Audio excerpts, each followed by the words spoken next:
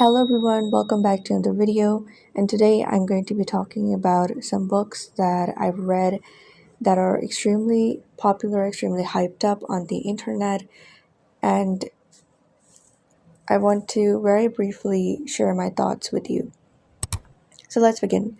First, we have the Harry Potter series, and I have a special place in my heart for these books because these were my first books I ever read, and after reading them, I read so many of different books. So these are extremely nostalgic for me. Next, we have The Book Thief by Marcus Zusak, which is a really good book. I remember I was really sad after reading it, but the purple prose kind of made the book a bit tedious.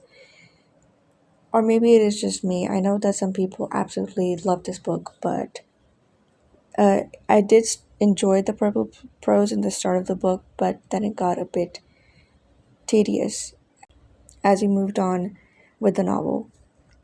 Then we have Percy Jackson, The Lightning Thief by Rick Riordan. I only read the first book and I absolutely love it. I cannot wait to read the whole series. Next, we have Babel by R.F. Kuang. A lot of people have mixed reviews about this book, but I personally love it, and I feel like that this was a great introduction to Kuang's work. I love the complex magic system. It's very unique. I've never encountered such magic system before, so I loved the book and the setting especially. Then we have Truly Devious, a Mystery by Marian Johnson. I am so sorry, but I just think that this book was quite lackluster. And even though the book was left on a cliffhanger, I still didn't felt like reading the next book. Moving on, we have Dead Poet Society, the book version, and I feel like that the film is just better. Next on the list, we have Chooses of Mori by Mitch Albom, and this book is extremely tender. But I have to admit, while I was reading the book, it felt like as if most of the concepts talked about in this book were already explored. But I suppose this book is for those people who have forgotten all of the things that were said in the book. So I suppose that does make sense. Then we have Foster by Claire Keegan and another book, Small Things Like These by the same author. And both of these books were amazing. I loved them.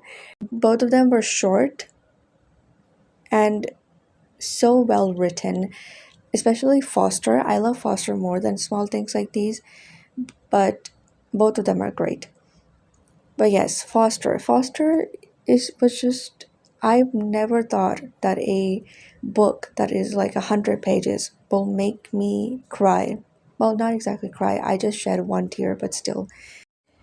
Then we have A Man Called Alv or Uva or whatever way you pronounce it by Frederick Bachman.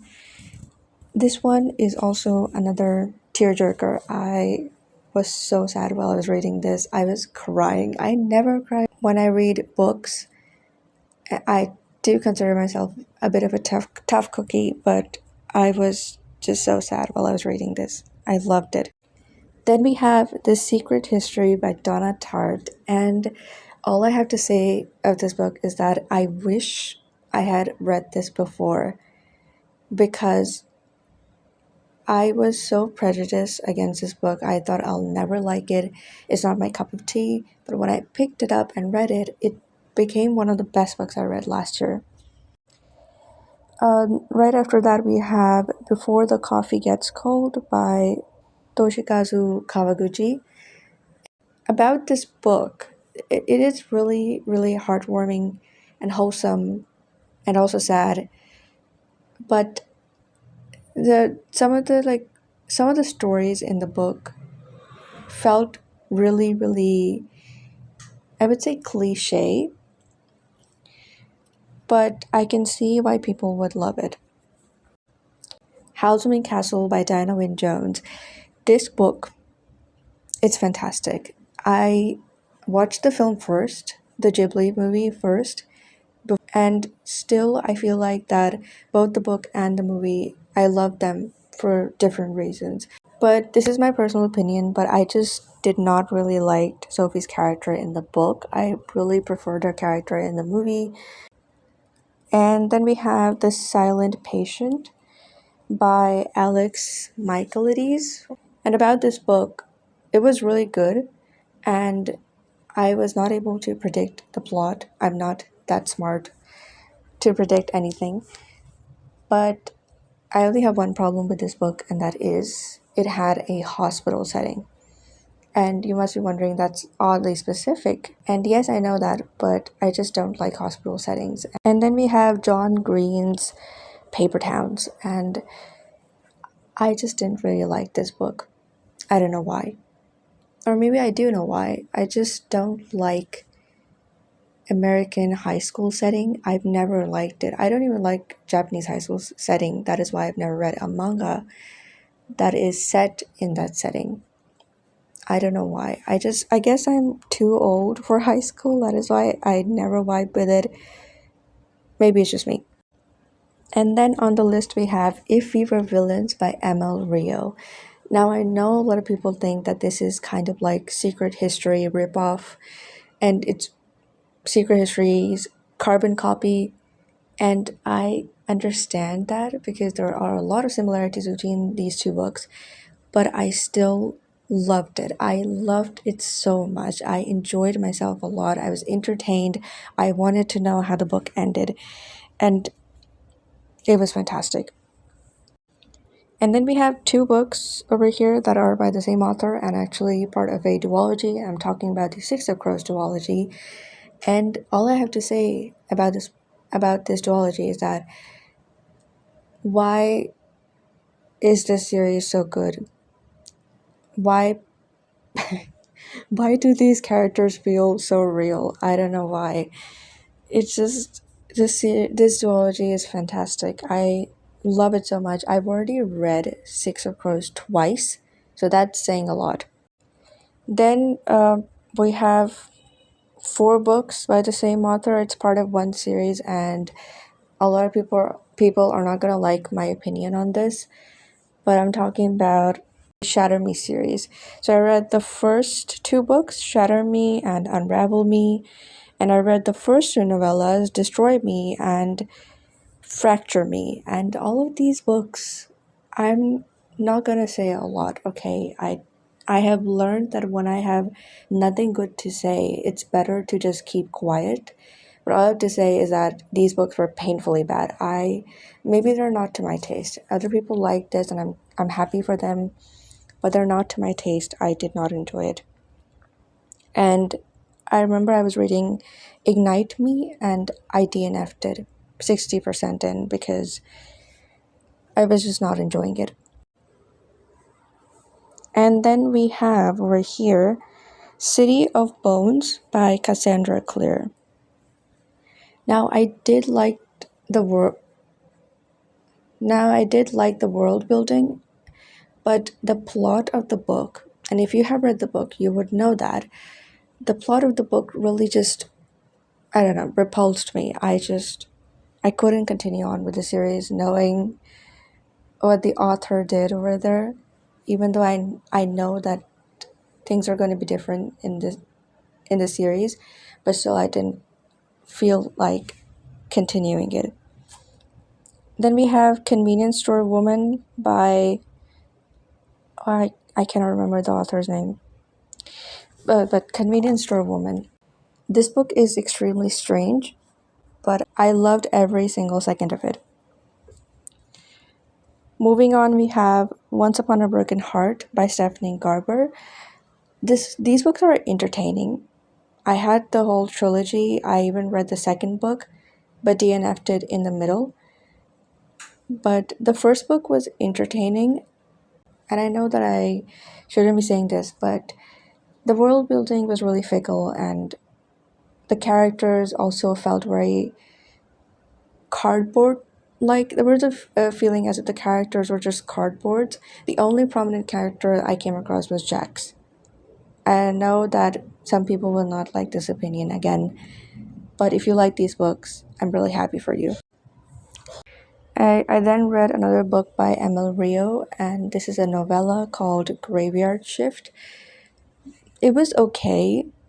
I mean, it's a novella, and you really cannot add a lot of like you can say character growth, or you cannot add more to the story. Some people are really good at doing novellas, but I just did not enjoy it as much as her novel. And then we have The Housemaid by Frida McFadden. I really, really loved this book. But this was the only one that I loved. The second book in the series was really, really boring because it felt like as if it had the same storyline as the first one, so I DNF'd it. But I did enjoy the first book. And right after that, we have The Girl Who Fell Beneath the Sea by Axie O. Oh my goodness. I This book was so wonderful. The romance in this book was amazing, and I cannot wait to read more books by her. She has written The Floating Worlds as well. I want to read that book. And then I read Norwegian Wood by Haruki Murakami. This book, I mean, I have to admit that Watanabe's, our main character's life was pretty interesting, I have to admit, but I did not like the excessive explicit stuff in the book. It was just so weird. I did not like it. Then we have another book by Donna Tartt, and that is The Goldfinch. And this one was just as great as her debut novel, The Secret History. I only have one more book by her that I haven't read. I think it's called The Little Friend. I don't remember what it's called, but I hope I like it as much as I did her other two works. The Shadow of the Wind by Carlos Rosafon. This was this was epic. I loved this. This was magical, even though the book is historical fiction. It has mystery elements, but it has no fantasy or magical realism in it. But it felt so magical to me. And then we have another book by Stephanie Garber. It's called Spectacular, which is kind of like a book that you're supposed to read after the Caraval series. And I haven't read the Caraval series, but I decided to read this book for some reasons. And I would say this book is quite problematic, but I did like the Christmas element in it. But what other things happened in this book were quite problematic, and I don't want to think about it again. And finally, we have that one book that I cannot keep my mind off, and that is Assassin's Apprentice by Robin Hobb. This book ripped my heart out, and I just cannot get over this book. I cannot rest until I get to know what will happen with Fitz. I hope he gets his happy ending. I don't care if I have to read those 16 books in the series. I will read it because I really, really am invested in this character's life and everything around him.